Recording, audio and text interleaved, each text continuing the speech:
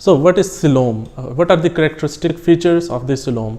And based on these characteristic features, we will differentiate the triploblastic animals into three groups: these acoelomates, the pseudocoelomates, and the coelomates.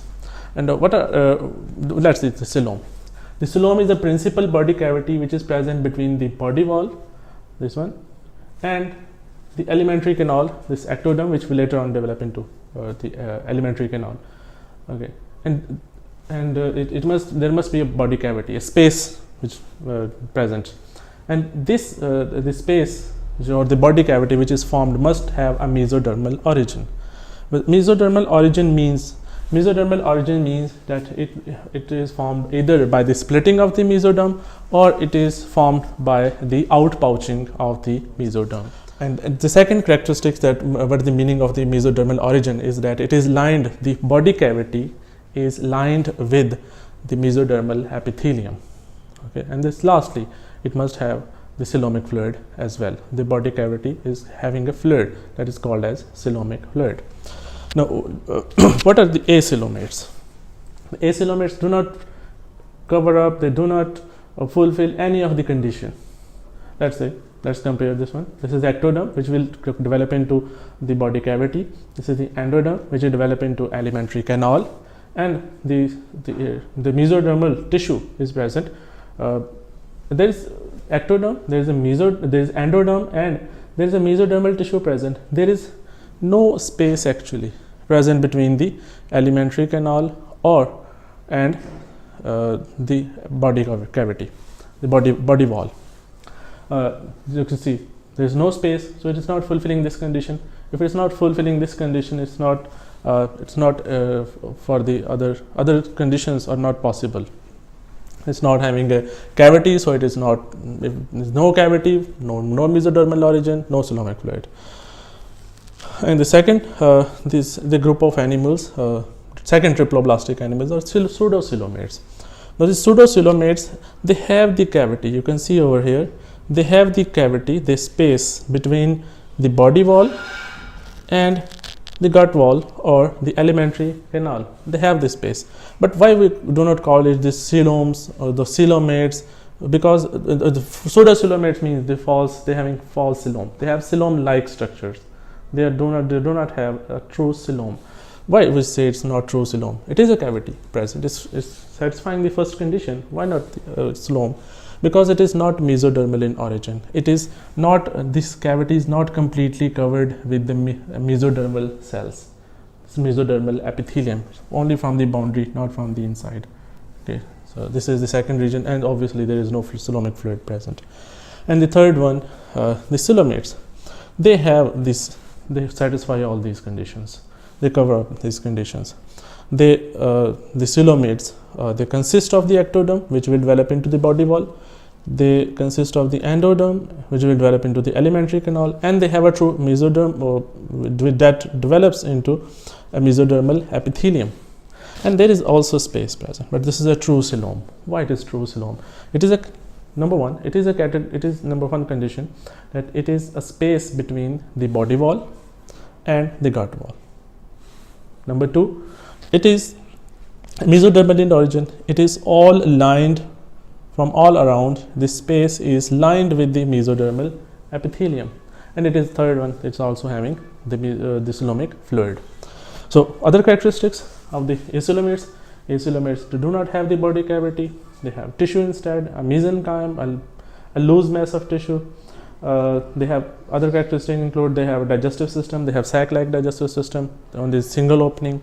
There is no you can say anus formation in this group.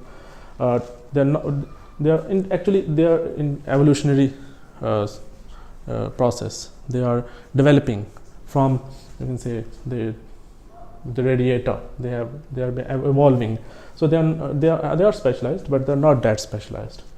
They have no transport system. They have gastrovascular cavity, which functions as a transport system, which also functions as the digestive system. The flame cells, however, present. The cells function as a system of excretion, and they have the CNS present. The CNS, centralized nervous system. They have well-developed brain, The only group that falls in this category is the platyhelminthes, or you can also call this the flatworms. The example is the planaria. Okay. And this is about the acoelomates. Then the pseudocoelomates. The pseudocoelomates, they have a tube-like digestive system. Tube-like digestive system, you can say that there is a single opening over here, and the other opening is over here. There is mouth, and then there is anus on the other end, and so they have tube-like digestive system. This is evolution. This is evolution. Now, this coelom develops from the blastocele. This coelom is not mesodermal in origin. It is from the blastocele. Blastocele is a cavity which is formed in the blastula. So they develop from the blastocele, and it is not lined with the epithelium. And the systems are developed. And the only group of animals that fall in this group, is the Acoelomate or the nematodes. You can, if you just for a memorizing trick, that the nematodes, the phyla before the nematodes, they are the acoelomates, and after the nematodes, all the phyla are the coelomates, and this is the only pseudocoelomate phylum. And the last one, the coelomates. The coelomates, they have the ectoderm, mesoderm, endoderm. They have tube-like digestive system. Mouth is present, and anus is present. However, there is further differentiation. The further differentiation is either the mouth is formed first, that is in case of protostomes, or the anus is formed first and the mouth is formed later during gastrulation, organogenesis. Then there are deuterostomes. These are two group of animals, and they have well-developed systems. And the phyla that are covered in this group, they are Annelida, and from Annelida to all the invertebrates and the chordates, they all fall in this group. Some of the examples may include the earthworm, the butterfly or the insects, the snail, the fish, and the mammals, the human beings. So this is about the group of animals, the grouping of the animals, which is based on the presence or absence of coelom or true coelom. What about the parazoa? We cannot categorize them because they are not having a third layer. So we will not apply this term on the parazoa, and we will not apply this term even to the radiata. They do not have a specialized endodermal layer. So they do not have a specialized mesoderm. Okay, so they are diploblastic animals. Okay, so this is the reason why they are not categorized in this group. In the next video, we will cover the most demanding topic, that is, what is the difference between the protostomes and the deuterostomes. We have discussed a little about it, that the mouth formation is first and then the mouth formation is later. But the details of this group you will see in the next lecture. Thank you.